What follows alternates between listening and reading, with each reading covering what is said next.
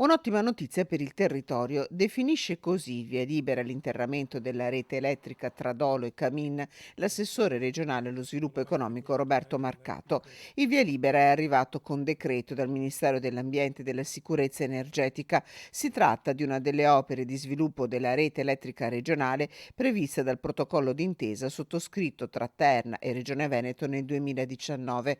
Terna ha previsto per i lavori un investimento di 130 milioni di euro per la realizzazione di un nuovo elettrodotto in cavo interrato a 380 kV della lunghezza di 16,5 km. Saranno così demoliti 32 km di elettrodotti aerei esistenti e smaltiti 123 tralicci, liberando circa 95 ettari di territorio. Nel progetto sono coinvolti i comuni di Dolo, Camponogara, Stra, Fossò e Vigonovo in provincia di Venezia, Saonara e Padova nel territorio euganeo.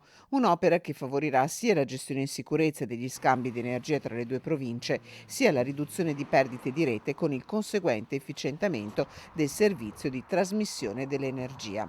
Al termine della progettazione partiranno i lavori che coinvolgeranno 20 imprese e 200 tra operai e tecnici.